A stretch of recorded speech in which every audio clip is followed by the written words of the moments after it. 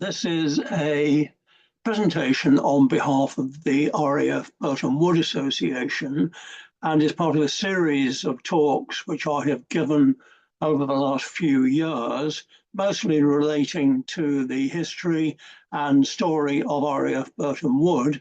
But today I'm going to talk about the RAF in Russia in World War II. Many people think, did the RAF ever operate in Russia, either during World War II or before or after? And the answer is yes, they did to a limited extent. And this is the purpose of this talk, to explain 4 separate occasions when the RAF operated in conjunction with the Red Air Force. And the first part is as a result of the German invasion of Russia, Operation Barbarossa, which took place on the 22nd of June 1941. Stalin knew it was likely, but did not take it too seriously, and somewhat panicked once Hitler had actually attacked Russia in the 3 different areas as shown on this map. The North, Centre and South groups, which made massive and very, very rapid progress into the Soviet Union territory. Stalin had already purged many of his generals and didn't trust anybody, and panicked somewhat and turned to whatever allies were still available. Well, of course, France had fallen. The USA was not yet in World War II, so Britain was the obvious person to turn to, and Churchill, the actual person. And Stalin said, we need help. Churchill, of course, knew that we had our backs to the wall. We had won the Battle of Britain, but we were still being hit very hard by the Germans and the Italians forming the Axis, not just in Europe, but in North Africa as well. But Churchill agreed that he would commence a lend-lease type agreement, which became much larger once America had joined the war. And one of the things he offered to Stalin, which he very readily accepted, were Hurricane fighters. They were obviously in short supply. We were building them as fast as we could. We had lost a lot in the Battle of Britain, but Churchill said, we will supply you, Russia, with them. Initially, the idea was that they would just send them over boxed, and they would just let the Russians open them and sort them out. Then it was decided this is not sensible. So 2 squadrons were formed to take Hurricanes over to Russia to train the Russians how to assemble them and also how to fly them. And like everything else which happens in the military, it had a name, and the name was Operation Benedict. And Operation Benedict was to supply the Russians with 39 Hurricane Mark II Bs, which were virtually the last modification of the Hurricanes. And these were formed into a wing, number 151 wing, formed on the 26th of July 1941 at RAF Leconfield in Yorkshire. And they comprise numbers 81 and 134 squadrons. They have been formed from or reformed from other squadrons specifically for this purpose, and part were to go out on an aircraft carrier with complete aircraft, and others were to be created and taken over in a convoy. The wing was to be commanded, and this is a wonderful name, which is why I've put it up, but the wing commander was Henry Neville Gines Ramsbottom Isherwood, DFC AFC. Quite a name, but he proved to be a very effective, fair, reasonable, and successful commander of this wing. So the wing was formed on the 17th of September, comprising these squadrons, and with the ground crew, the total was 550 men. and they departed as part of Operation Dervish. And this was the very first Arctic convoy, 21st of August 1941. Now, if you bear in mind that Operation Barbarossa was June, this is only 2 months after when Britain was starting to supply Russia with military hardware and under the terms of the Lend-Lease agreement. So Operation Dervish was the first convoy. The crated Hurricanes and personnel were left on Dervish, and they departed from Iceland on the 21st of August 1941, only a month after the wing had been formed. The Germans did not realize what we were doing, and they had no knowledge of this convoy, and so there were no losses, fortunately. The 24 Hurricanes which were being sent over complete formed part of Operation Strength, and they departed Scapa Flow up in the Orkneys on the 17th of August 1941 on this very old aircraft carrier, HMS Argus, which in fact was a World War I ship which had been converted into an aircraft carrier. Quite how they actually managed this ship and where the bridge was, I just don't know. But it was a slow escort type carrier. It could carry 24 Hurricanes. It didn't have a catapult. None of the aircrew who were on this ship had ever flown off a carrier in their lives. So they endured the convoy and the weather, not too bad in August, but long days. But they managed to miss any German air attacks or sea attacks. When they took off, 2 of the aircraft were damaged. One damaged the propeller, but somehow managed, in both cases, to get them to the airfield, which was chosen by the Russians near Murmansk, as known as Wenger Airfield.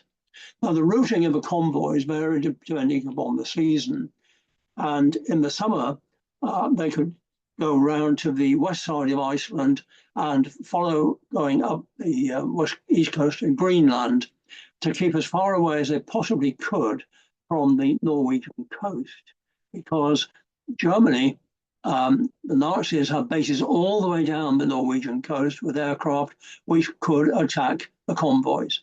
But in the winter, the Arctic ice formed and that forced the convoys to be closer to Norway. Fortunately, of course, in the winter, the days were shorter and therefore the risk was a little bit less, but it was still a severe loss, as we know by the severe losses of convoys like PQ-19. So the main place of arrival in Russia was Murmansk, and that is located here, and Wenger Airfield was just a few miles to the northeast, a Russian semi-prepared airfield with a few permanent buildings, but not many. One of the troop ships carrying many of the ground crew arrived at Murmansk when the city was being bombarded by German bombers. And rather than going into the dock and risk being hit, they rerouted it down to Archangel, down here to the bottom right. It doesn't look very far on the map, but to get them back up to Wenger, they had to put them onto a train which went south. Then it travelled west, and then they had to change trains to go north again to Murmansk and eventually get to Wenger Airfield. That took 3 weeks. It was Soviet railways, wartime, and there were huge demands on the railways, not just to move the RAF personnel around. But the border with Norway is only just here, and the German aircraft were bombarding Murmansk, and that is why they decided to put the Hurricanes at Wenger to try and stop this. So the aircraft arrived. 151 wing had formed, comprising 18 and 134 squadrons, and the aircraft which were complete were ready to fly immediately, and they started operating against the Nazis almost instantly as soon as they had the ammunition and the spare parts and the supplies which were necessary. They did have a problem with fuel. the grade of fuel which was being offered by the Russians was not as high an octane as it should be, but they did eventually manage to get the full octane. They had to operate on the lower octane, and that reduced the power of the engines and therefore the effectiveness of the aircraft. But they did prove to be effective. The crated aircraft were taken by truck, and with the very limited facilities they had at the airfield, they were assembled. And as each one was assembled, they were test flown. And the RAF were training the Russian technicians how to strip the aircraft out of the boxes, how to assemble them and get them into flying condition. They did find that the Russians were particularly friendly and helpful and very capable. And of course, on an operation like this, some of the equipment just didn't make it, or it arrived late. So when they needed special tools, they said to the Russians, can you provide this type of tool? And they did in nearly every case. They improvised. And if you bear in mind that all the Russian tooling would be in metric, and of course the British was in imperial. So the relationship built up very well. Very early on in the war, we were considered as very close allies. Here we have a soldier, a Soviet soldier, guarding the aircraft whilst ground crew is checking it out. And we have another picture, probably of the same soldier, with an admiring group of pilots having a joke with him. The conditions were pretty basic. They're wearing normal flying clothing, but they didn't get there until October, and the weather was getting colder and colder. The living conditions were also limited. The men lived in timber huts, and it was about a mile away from the center of the airfield. So it was quite a route march. And in many cases, they had to walk it. They didn't have bikes available, and there was very little transport.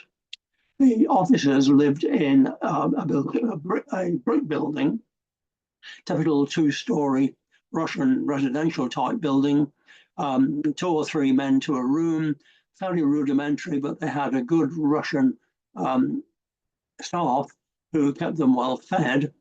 And again, this was located some distance away from the airfield, and the officers had to walk there too. It was known colloquially, locally, as the Kremlin. Food-wise, they did take a considerable amount of British-type rations with them, particularly tins of bully beef and this sort of thing, tinned potatoes. The Russians supplied food as well. It was said that it was mostly fairly greasy, but there was plenty of it. The other things that they did produce in quantity and very happily and freely were caviar and champagne. And before the wing commander arrived, they were having champagne and caviar with their evening meal. Wing Commander Isherwood put a stop to that immediately he got there, and they weren't allowed alcohol until after the evening meal or after they had actually ceased work during the day. As the aircraft, as more and more of them became serviceable, they operated against the Germans with a considerable amount of success. They also trained the Soviet pilots how to fly them. Most of the pilots who were being trained were already experienced, but they had never experienced an aircraft as powerful as the Hurricane. And here's one demonstrating his prowess at beating up the airfield with an appreciative audience. So slowly over the 2-month period that the RAF were there, they had trained or were training the ground crew and the air crew to fly. Once we got into late October, the snow started coming. That made the conditions more and more difficult for the Brits and for the Russians to operate, to keep the aircraft serviceable, of course, they were water cooled, so they had to make sure they had plenty of glycol antifreeze in those aircraft, and they had to make sure that everything operated, especially the guns.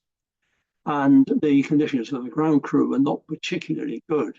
Here we have a staged photograph of the air crew doing a scramble out to the aircraft. Now, the wing was only in operation in the Soviet Union for 5 weeks. The wing was ordered by the Air Ministry to move down to the Middle East, and they were told that they were going to go by train, minus the aircraft. Fortunately, the locals, after a lot of discussion with the Russians, realized that there was no way that they could move this wing by rail across Russia in time of war, especially with the way the German advance was going. They reckoned it was going to take 3 months. So they abandoned that idea. They persuaded the Air Ministry that this was a bad idea, and the men were then taken back to the UK from Murmansk, mostly on warships. And the wing reformed in the UK and then eventually went out to the Far East. But in the 5 weeks that the wing operated in Russia, it carried out a total of 365 sorties. And they claimed 11 Messerschmitt fighters, mostly 109s, but some 110s, and 3 Ju-88 bombers, plus 4 probables and 7 damaged. And this was for the loss of 1 RAF pilot, who sadly was lost and killed, and 2 airmen. And the airman's tale is a sad one. It happened in a few places, but it was a case where the 2 men were holding on the tail as the pilot was revving the engine up and testing the magnetos, etc. And in the rush to take off, the pilot didn't warn the airmen, and they were still clinging to the back of the aircraft, thinking he was taxiing. In fact, he started to take off. And by the time that they jumped off, they were too high and both were killed on landing. Now, considering the success, sadly, losing 3 men is bad enough, but out of 550, and the success which the wing managed to achieve, it reflected well on what they did. In the end, during the period of World War II, Britain supplied almost 3,000 Hawker Hurricane fighters to the Soviet Union. And that is 1/5 of the total Hurricane production that was made. The very last flight of one of these Hurricanes was reported as the 1st of January 1950. So they kept them in service for quite some considerable time after the war. We don't know the histories of most of them. Many of them were just destroyed. Many were lost in battle. Some were buried. Others were just dismantled at the end. And we got precious little thanks from Russia for it. So the types which they destroyed, 11 fighters and 3 bombers. And there were some interesting characters there. I'm just going to talk about 2 of them. One of them is named Charlton Hall, H-A-W. And on the left, he's a flight sergeant. On the right, he's a squadron leader. And he went out on HMS Argus with 81 Squadron, and he was the highest scoring pilot as a flight sergeant. He shot down 3 BF 109s, Messerschmitt 109s. And as a result of that, he was one of only 4 from the wing who were awarded the Order of Lenin by Stalin. Wing Commander Isherwood received the order. The 2 squadron commanders of each of the 2 squadrons, they received it, and so did Flight Sergeant Hall. And he came back to the UK. He was eventually commissioned. And the picture on the right-hand side shows him as a squadron leader with the ribbon of the Order of Lenin. And he, in this picture, is the commanding officer of 611 West Lancashire Royal Auxiliary Air Force Squadron. It wasn't royal during the war, to receive that title later. So he shot down 3 Messerschmitt 109s and became, as I say, one of the 4 receiving the Order of Lenin. It was presented to them in London by the Russian ambassador. Another interesting person who was a lowly pilot officer at the time, but eventually became Lord Cameron of Balhousie and also became Marshal of the Royal Air Force. And he came over as a pilot officer. He wrote his life story, and there's a chapter in there about the time when he, as a pilot officer, went out with 151 Wing and the privations they suffered in the messes in comparison to the nice British messes that they got used to whilst they were in Britain. But he again was one of the pilots there. So that was the Hurricane period of time in the Soviet Union. and there was a gap until 1942. And the next operation was called Operation Orator. And this was to defend Arctic Convoy PQ-18. And it was there for the period September-October 1942. Now, PQ-17 had been terribly badly mauled by the Germans going from Scotland via Iceland to Murmansk. They lost over half the ships, and because it was out there in July, the days were long, and therefore the attacks continued almost 24 hours a day. The British Navy, the Royal Navy, and the Air Force could not afford to continue losing ships at this rate. And PQ-18 was planned a little later when the nights were getting shorter, but they wanted to protect it and to try and get it through with the war materials for the Soviet Union. So Operation Orator was to defend it, and it became known as the Search and Strike Force. And it comprised 144 Squadron RAF and 455 Squadron Royal Australian Air Force, who were flying Hampden bombers, the light twin-engine bomber. There was also a detachment from 210 Squadron, a coastal command squadron, which was based at Sollum Voe, and they were flying Catalinas. And the Catalinas moved with the convoy, first of all based at Sollum Voe in Scotland, and then as the convoy moved up towards Iceland, they detached to Iceland, and then as it got nearer to Russia, they detached to a lake to the north of Murmansk and operated from there. There were certain problems with communication with the vast distances, but they did actually manage to sink a German submarine. In addition to all that, 3 Spitfires, Mark 4s, but long-range Mark 4s, because they needed that range desperately, from number 1 Photo Reconnaissance Unit in Benson, were also sent out to provide a reconnaissance role and also a weather role. So 144 and 455 were flying Hampdens. They flew to Venga on the 4th and the 5th of September 1942. They were not carrying any weapons, and they had long-range tanks, and what they were going to carry were not bombs but torpedoes. And the main thing that the RAF and the Royal Navy were worried about was the Tirpitz. The Tirpitz was in a fjord in the north of Norway, and it was known that she was likely to come out and go for a convoy. And so these aircraft would have been tasked to try and stop just that. The 2 Hampden squadrons were operating 16 aircraft from each squadron.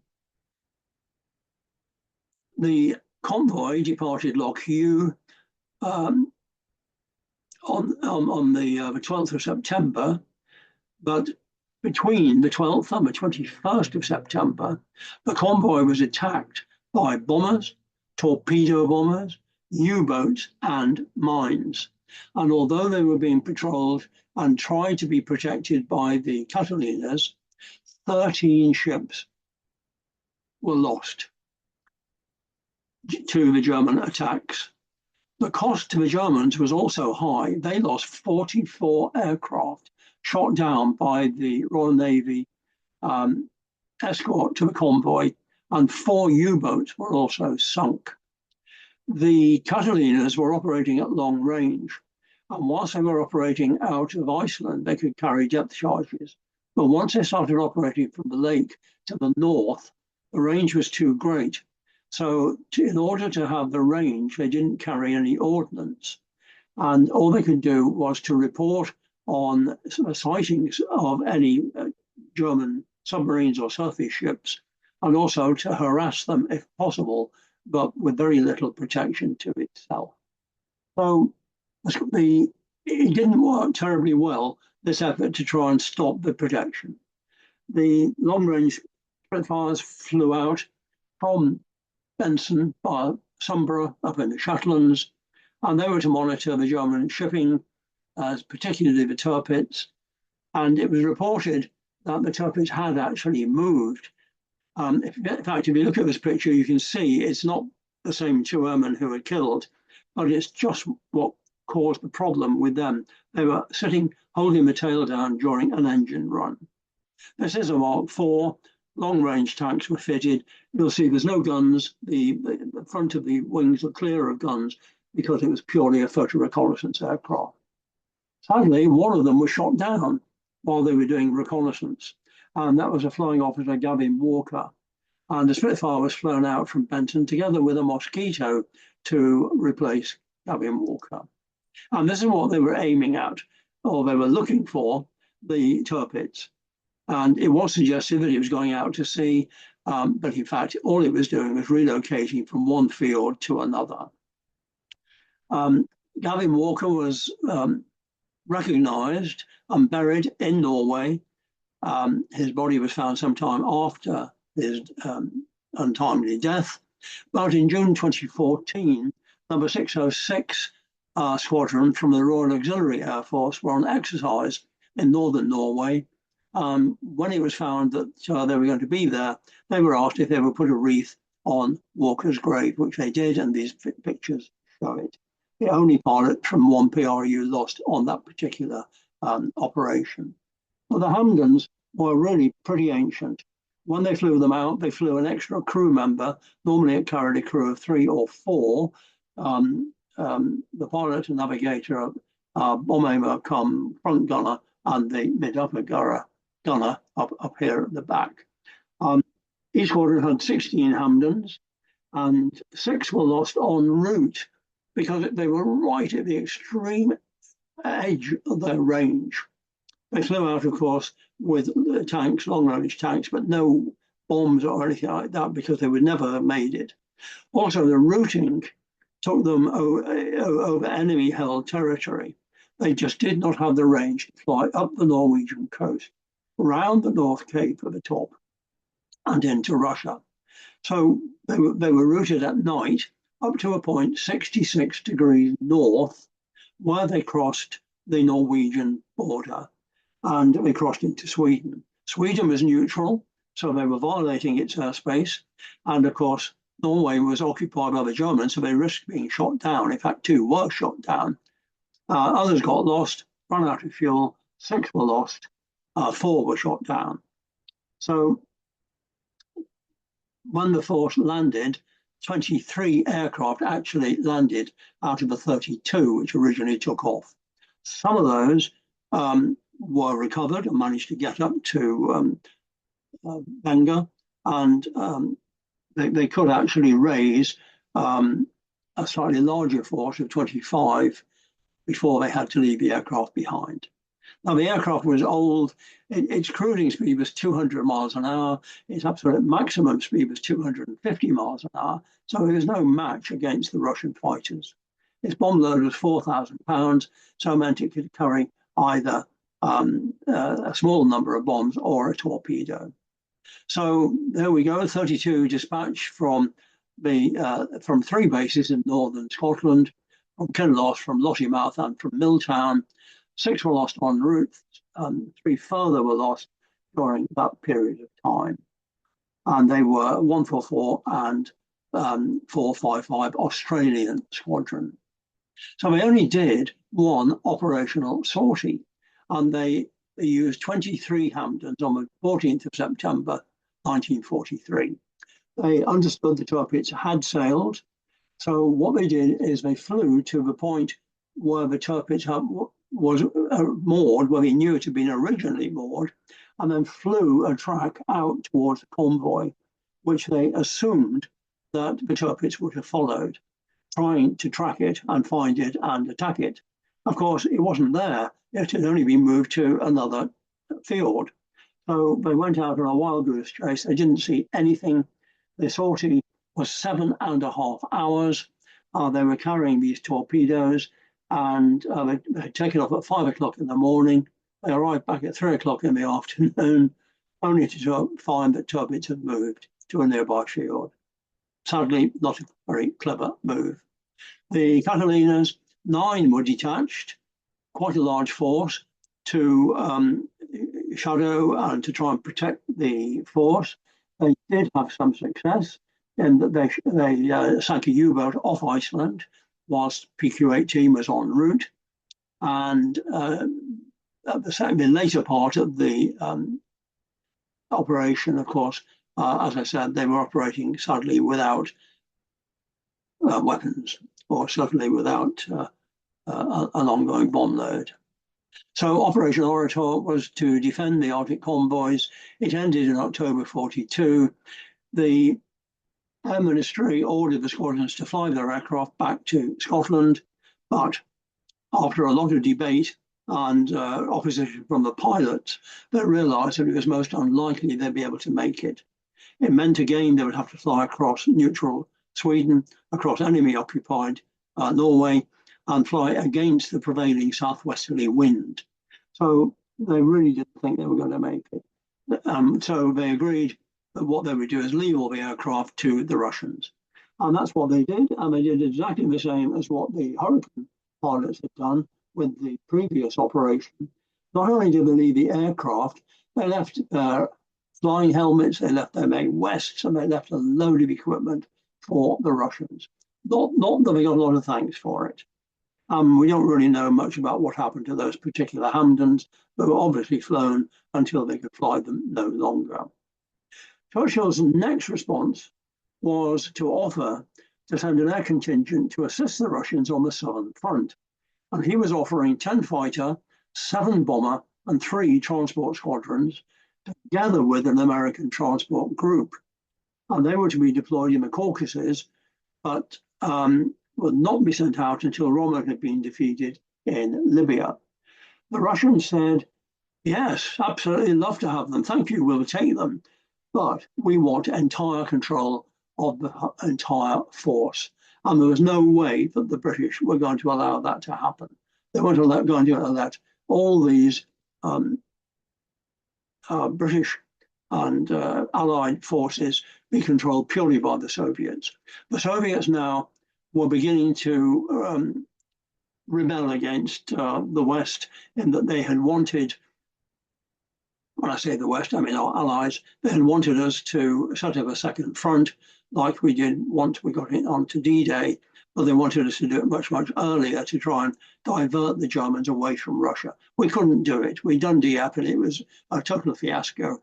So we knew we couldn't do it and we didn't.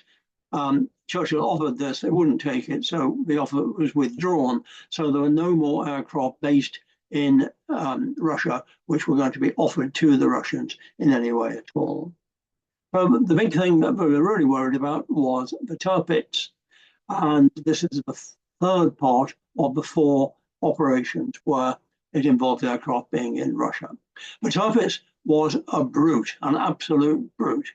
Although by the end of the war, before it was sunk, it was known as the Lonely Ship of the North, because it never sailed out except once when it went to bombard some shore placements in very, very North Norway, in the Lofton Islands, but it never went out on a sortie against a convoy. Hitler was absolutely scared sick of it being sunk, but it could have done so much damage and it was hidden in fjords. Its armament was fierce, 8 15-inch guns, which were as big as any of the Royal Navy's guns. And then you can see the list there, which included 70 flak anti-aircraft guns. So it was sitting there, hidden in the fjords, with netting to stop attacks from submarines or surface ships, literally covered in branches and things like that, to camouflage it from the air. And in addition to the armament on the ship itself, they positioned anti-aircraft guns in the hills around the aircraft and also smoke generators. So if and when it was attacked, they would generate smoke to do everything they possibly could to hide the aircraft from the air. Now, there were so many operations against Tirpitz. There were several by midget submarines and they all failed. And there were all these separate operations, all carried out by the Fleet Air Arm, being operating from aircraft carriers. None of them were effective. They damaged the turpits. Some of them missed it totally. Some caught, well, one in fact, the last made them think about moving the ship. And the trouble was the armor plating on the turrets and on the deck was so great that the light bombs that the Fleet Air Arm aircraft could carry just had no impact. Also, it was so well concealed and so well protected that it was a very, very difficult battle for the incoming aircraft, many of which were shot down. So after Operation Mascot, the Fleet Air Arm handed over the threat to the RAF, and it was 5 Group in particular, Bomber Command, who took control. Operation Goodwood on the 4th of August was 4 separate attacks over different days, and it was the aircraft taking part now were 38 Lancasters of 617 and 9 squadrons. That didn't work, so we moved on to Operation Paravane. And Operation Paravane was in September 44, and this is the one when they used a Russian base. The ship was based way up in the north, and they considered it too far for the aircraft to fly from Scotland with the weapons. And the weapons were to be the tall boy bomb, which was extremely heavy.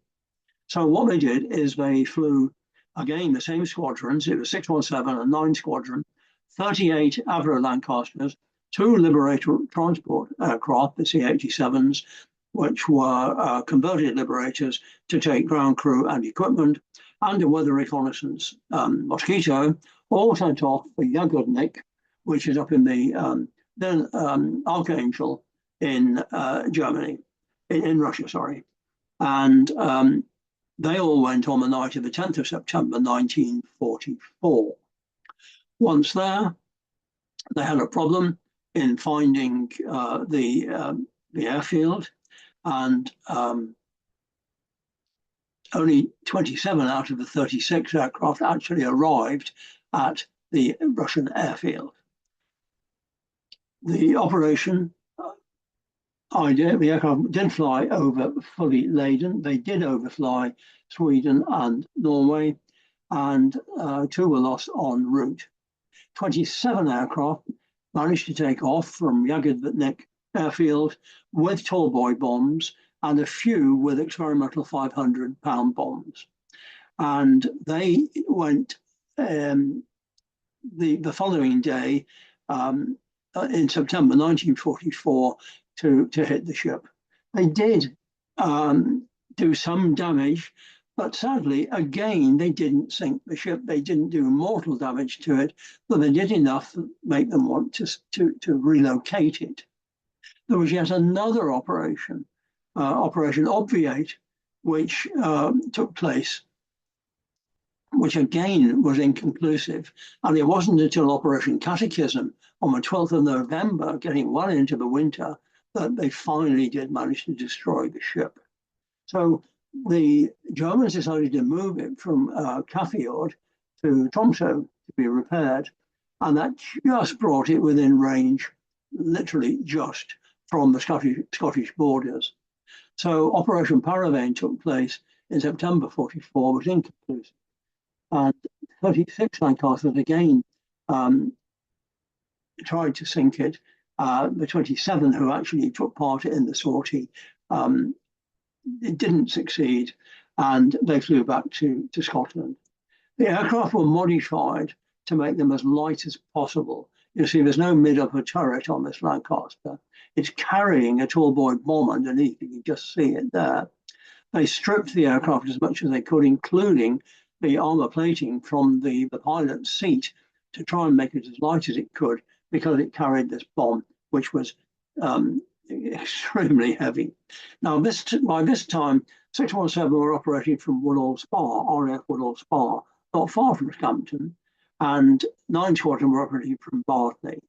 And here we have some Grand Slam bombs, not the tall boy, which they used on turpits, but Grand Slam bombs at Woodall Spa to be flown by and dropped by 617 Squadron. This compares the size of the two, the tall boy and the Grand Slam, and the picture shows some tall boys at Bardney waiting to be loaded onto 9 Squadron Lancasters. And to give you the idea of the size, you can see the size of the man standing by it, and these are meters on this pole here. So that pole is 5 meters high, 15 feet high. So Operation Catechism was successful. 12,000-pound bombs, tall boys, were dropped. There were 3 hits, or very, very close hits, and others which were extremely close by. And in fact, the ship turned turtle and sank after the attacks on the 12th of November 1944. We don't know how many crew were on the ship. Originally, it was over 2,000, but once it was decided that it wasn't actually going to sail again, but purely act as a gunnery platform, they reduced the numbers down to 1,000. Many were lost on board, but many were actually saved. 617, after the attack, with their wing commander, the CO, Wing Commander Tate. Wing Commander Tate, in fact, lived not terribly far away from where I live. And in his later life, he was actually a client of my wife, who was a partner in an accountancy practice at the time. And she got to know him quite well. Sadly, I never got the chance to meet him. So they operated out of Woodall Spa. You can see again, the Lancaster doesn't have a mid-upper turret to lighten it and to give it a little bit of extra speed, less drag. 9 Squadron operating out of Bardney. Here they are after a night raid, not the same night raid, but typical crew with a typical Lancaster aircraft. I was lucky enough on a cruise to go and see the site of where the Tirpitz had finally been sunk. And the left-hand side picture is a picture I took standing on the edge of a crater of a tall boy bomb. The area was pockmarked with very, very deep craters where the missiles had hit the adjacent land. And the guide is holding on the right-hand side a photograph showing the Tirpitz before it was positioned against the vertical cliff and tied in. And that was the advantage of the attack, in fact, in that it hadn't been properly camouflaged. They didn't have the smoke detectors, the smoke producers. And also the adjacent fighter squadron, which was based on a German fighter base fairly close by, they had not been advised that the Tirpitz was there. So they were late taking off because they didn't know. The aircraft did, in fact, also approach from the east. They circled round rather than coming from the west. So the radars which were available were looking west, not east. And the German CO of the fighter squadron was court-martialed. But in fact, it was proven later that he hadn't been advised, and nobody on the airfield even knew the Tirpitz was there. His takeoff was delayed because air traffic held them all back because of a landing transport aircraft. And by the time they were airborne, the Lancasters had gone, and none were lost to Germans. And not far away from the site where the ship was lost is a museum, Tirpitz Museum. And that's typical of the weather, which on the cruise. Now, just one final story on that particular mission was that a piece of the bulkhead, when the aircraft was scrapped, was given to one of the 2 bomber squadrons which took part. I'm not sure who took it originally, whether it was 617 or 9 Squadron, but it was held in their crew room as a real trophy. But of course, there was massive rivalry between the 2 squadrons. Neither knew which bomb had actually sunk the Tirpitz, and both claimed it themselves. So 617 might have been holding this piece of bulkhead, and 9 Squadron would do all sorts of ruses to literally steal it, which they did. And then they would then display it in their crew room. And then another attack would take place from 617 Squadron. This was well after the war. And they would steal it back from 9 Squadron and display it in their room. This went on for quite some time. In the end, they decided they had to call it a stalemate situation. And what they did was give it to a RAF museum in 2002. And this particular piece of the Tirpitz is on display there. Moving on to the 4th operation, where the RAF were operating into the Soviet Union, was Operation Frugal, which took place in 1944, October. And this was in support of Operation Tolstoy, which was the second meeting between Churchill and Stalin, but the fourth meeting between senior figures within Moscow. The first conference took place before Pearl Harbor, and on this particular one, Operation Tolstoy, Churchill had wanted Roosevelt to join him there, as they had done previously on earlier conferences. But Churchill had met up with Roosevelt in Quebec in September, and Roosevelt, of course, wasn't a well man. He was an invalid, and he was standing again for the American re-election in November 1944. And he desperately, of course, wanted to get back and regain his position as president. So he refused to go with Churchill. So Churchill went alone. So he went out on September the 11th to meet up with Stalin. And he went out in an Avro York. In fact, two Yorks went, and a C-87, which is the Liberator conversion, which I mentioned earlier. That one shown here, in fact, has American markings, but the RAF did operate them. Notice there's no gun turrets. It was converted to be a passenger aircraft. Churchill was in the York, and they took off from Stanton Harcourt in Oxfordshire. Now, why they went from Stanton Harcourt in Oxfordshire, I don't know, but they did. And they routed an unusual route. Well, it wasn't unusual. It was a route they had to avoid German-occupied Europe, especially with not only Churchill, but the whole of his war entourage, not his war cabinet, but he had Anthony Eden with him, who was his deputy. He had Lord Allenbrook, who was a senior army officer, and he had all sorts of different advisors, plus his own doctor, because he wasn't a well man. So they they filled the three aircraft. And they flew, first of all, to Naples, across the part of France which had been liberated after D-Day, and then down to Cairo, where they had local meetings with people in Cairo, and then back up to Moscow. In fact, the York in which Churchill was flying burst a tire on landing at Cairo, so he commandeered the other one to fly up to Moscow. So this was Operation Tolstoy. And with Churchill and his entourage in Moscow for several days, it was necessary for the diplomatic bag and all communication between London to continue. So the Operation Frugal started.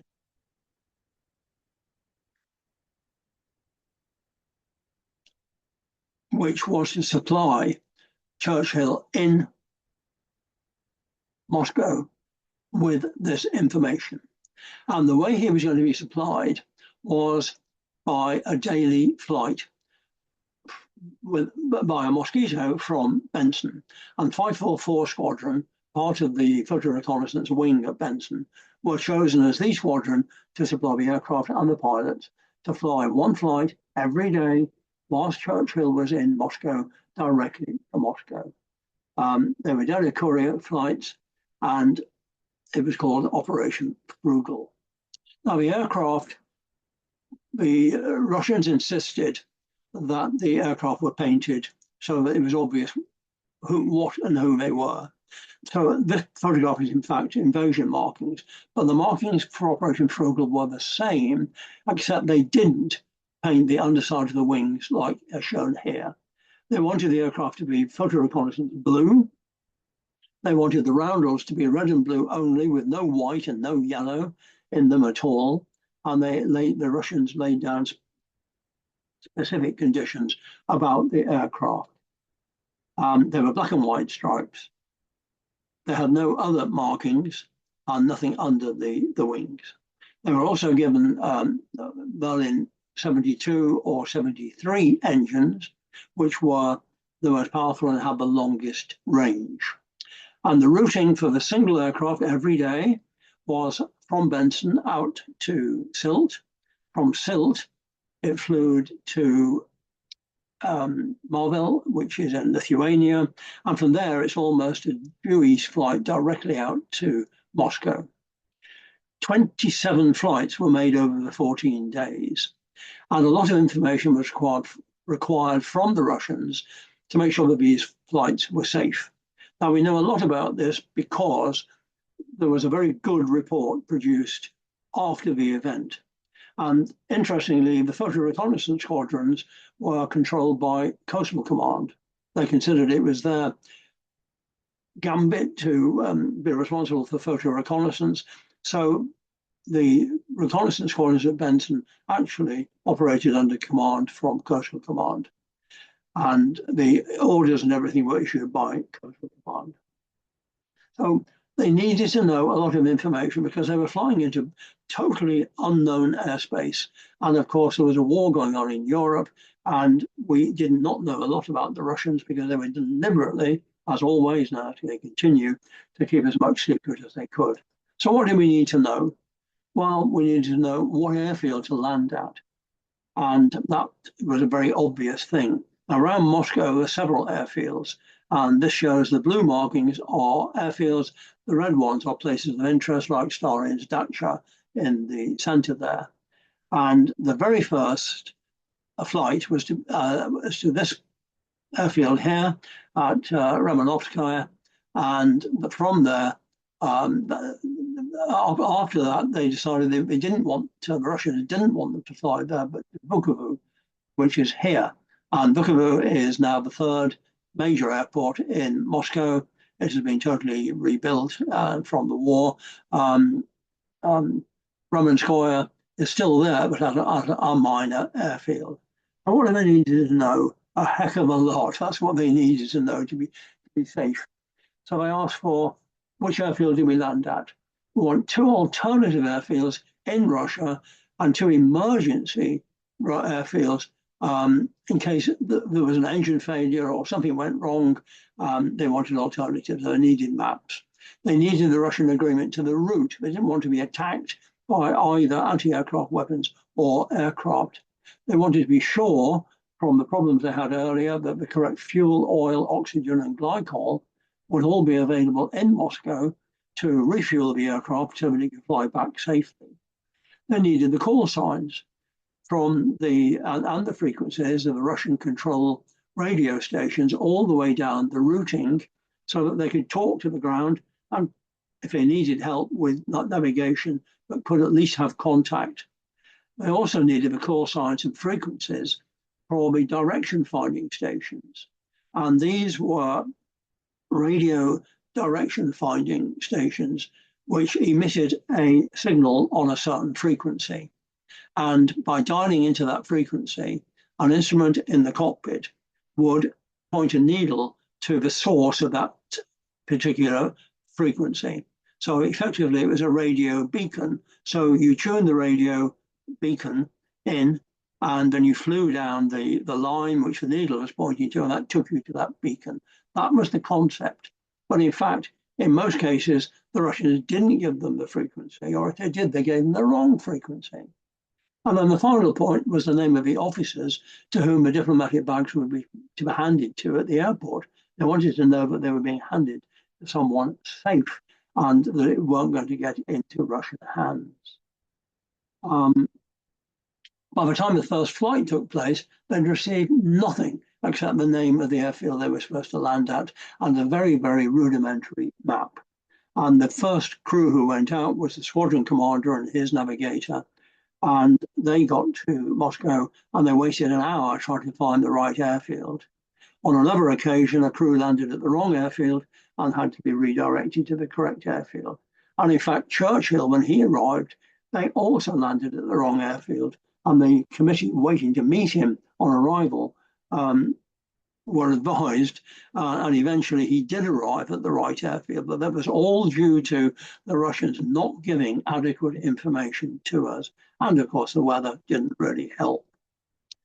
So we needed that operation, we didn't get it. And the main problem was that we had no direct link between the British military mission in Moscow, which had been set up in very early part of 1941, once Russia was our ally.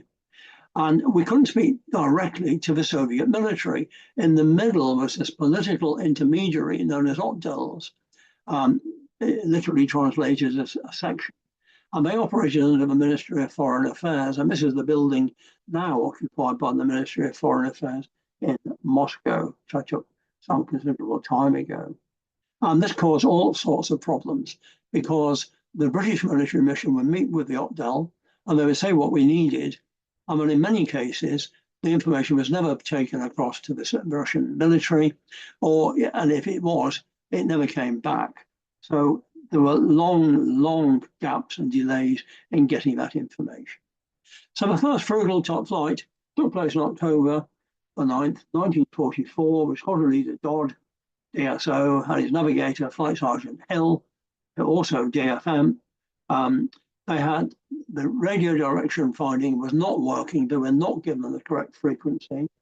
They broke cloud 50 miles southwest of Luga, which is to the northwest of Moscow.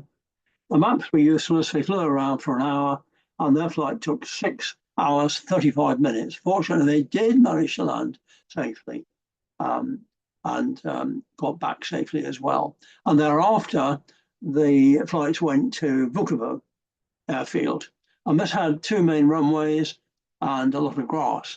Neither of the runways faced the prevailing wind in that location, but the grass had 2 runways of 1,400 yards long, and they were generally used for landing. There were no obstructions. It was quite easy to find, except for one crew who got lost. And there was good transport in and out of Moscow from there. Now, the terminal building was already there. This is a typical pre-war Russian terminal building. All the airfields around Russia were given a building like this. Many of them still exist, although they've been grossly extended. But this was Vukovar in 1945. I know a lot about Operation Tolstoy because I was very lucky to meet up with the daughter of Squadron Leader Douglas Saint. And he was one of the pilots at Benson who, on the 14th of October, did the daily frugal flight into Berlin and into Moscow, sorry. His flight took off. It was flight BM-11. BM was Benson to Moscow 11, and the return flight would be the other way around. It would be MB. And he flew in a Mosquito, a photo reconnaissance Mosquito, registration NS502. He left at 7:50 in the morning from Benson, and the flight took 4 3/4 hours. Not bad going, really, for that distance. On this occasion, the radio beacon did work, so he could fly a straight routing in, and he enjoyed a very easy homing into Vukovar. And his logbook, this is a relevant page out of the logbook, and here on the top is the date of the flight out. 2 days later, he did a flight test in Moscow, and then the second day, he flew back to Benson, and both of them were totally trouble-free.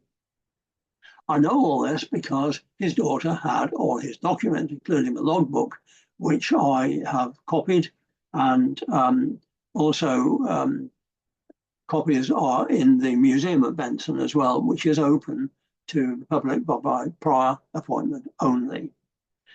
And also in this collection was a receipt for the diplomatic bags which he had passed over to Mr. Knox, who was the King's messenger, but he was in Moscow, sorry.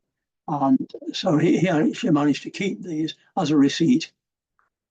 His daughter, who I'd met in the RAF club, she came to Benson with 2 massive boxes of memorabilia belonging to her father, and Mrs. Jill Saint. And she was being shown around the museum, which is magnificently managed, run, and provided for by Mick Prendergast, who is a real gentleman and such a source of knowledge on the photo reconnaissance operations from Benson, and in fact all operations out of Benson, including the Queen's flight. Now here's Jill holding a copy, a model of a Mosquito like her father flew. What nobody realized until she was literally holding it, was that the serial number on this model is the same as the aircraft which her father flew out to Moscow. So there were tears all around as she was holding this, and my father flew the real version of this. The report, which was published afterwards, Jill had a copy of it, so we could copy it, but the copies are available.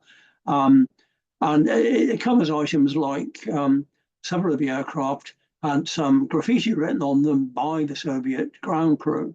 And this is what it said in Cyrillic on the top.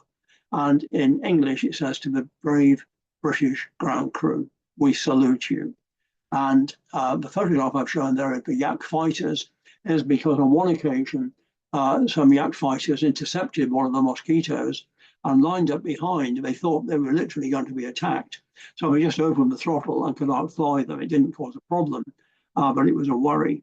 And on another occasion, they were actually escorted into Vukovar by some of these Yak fighters.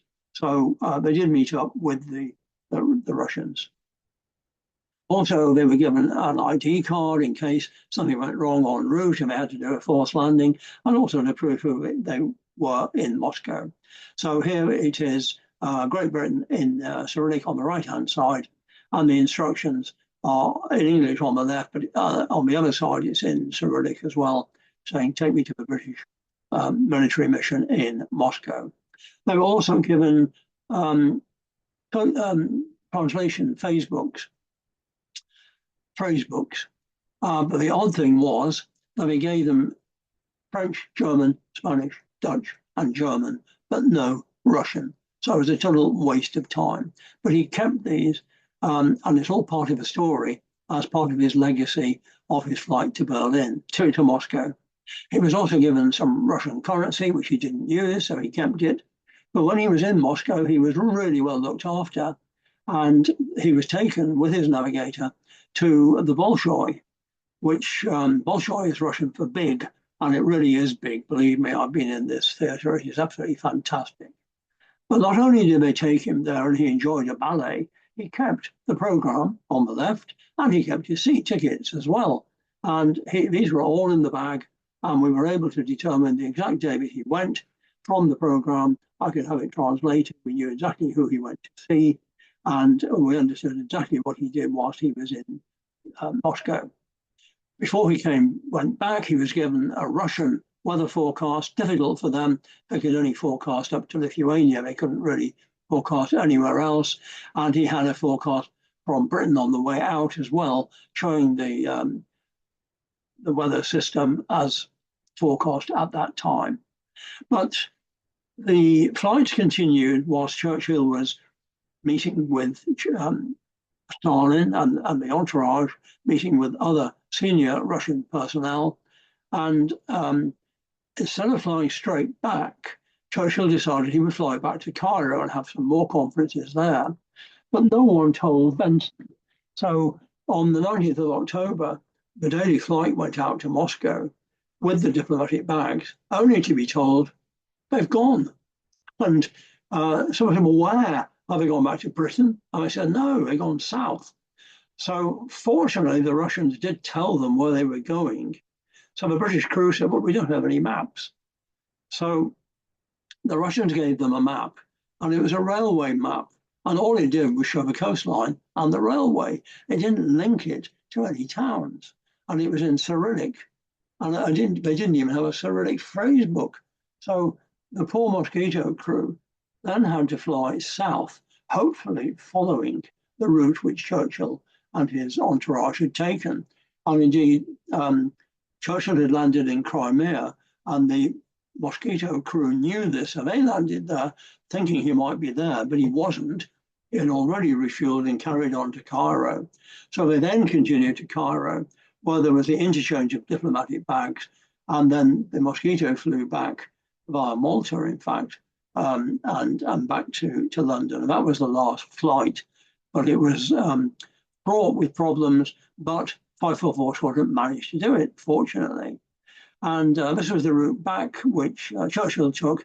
He flew after a couple of days from Cairo to Naples, and then from Naples back to Northolt. Now, they were looked after particularly well. and they were given gifts. They took gin and brandy out for the Russians as a gift, and in return they were given champagne and vodka. Champagne in Russian is champansky, and here's an advert for Russian champagne. And one of the navigators had the job of looking after the several bottles which they had been given. And on landing at Benson, he gave the pilot very strict instructions. I want a very soft landing, please. We're not going to damage any of these bottles of champagne. Champansky is not the most exciting of champagne, and if you ever get the opportunity to try Russian champagne, make sure it's well chilled and drink it very quickly after it's opened because it goes flat. So interesting. So that is Operation Frugal. They flew, in fact, including that flight down to Cairo and back, 21 flights in total, and Squadron Leader Douglas flew with 344 Squadron from there. Each of these flights were recorded not only in the logbook, but the navigator also wrote a narrative of what happened. And so each of the flights, each of the 31 flights, has a narrative by the navigator. And that's how we know about one being attacked, one landing at the wrong airfield, one being escorted, and sometimes being lost, and also the lack of aids en route. So the squadron was 544, one of 4 squadrons, total reconnaissance squadrons at Benson. Here they are, the actual squadron around a Mosquito, and 4 of them operated from there. Their motto in Latin, Corsairo, means search. And the interesting thing also about this operation was that all the pilots who took part, and there were different pilots on every operation, and the navigator, not one of them had a passport. So they flew across all those locations into Berlin, into Moscow, and into Russia without a passport. So that was the end of Operation Frugal. They did receive cooperation from the ground crew in Moscow, but very, very little from the officers and from the official senior personnel in Russia. The situation got worse, and for the end of this story, the end statement basically is that except in the early stages of the war, Russian cooperation reduced significantly. I'm just going to finally read out the report which was made by the British Military mission in Moscow at the end of the war. And it says, their general attitude was to take advantage of whatever aid was on offer, provided no strings were attached, and to give virtually nothing in exchange. In particular, there must be no contamination of the Soviet forces or of the nation at large.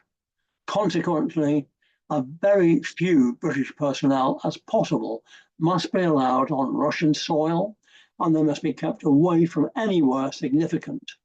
Moreover, direct contact with the air staffs with whom the air mission should have been able to do its business was for all practical purposes forbidden.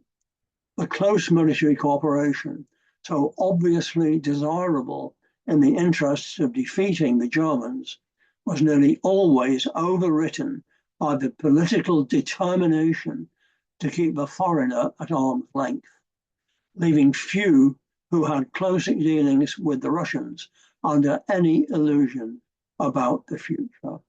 And sadly, at the time of this talk, which is June 2025, and the current ongoing war in Ukraine, and the general attitude of Russia to the West, the misgivings and problems which manifested themselves in World War II throughout the Cold War still exist. Ladies and gentlemen, thank you for listening. I hope this has given you some enlightenment over the RAF operations in Russia, and I hope you enjoyed the presentation. Thank you very much.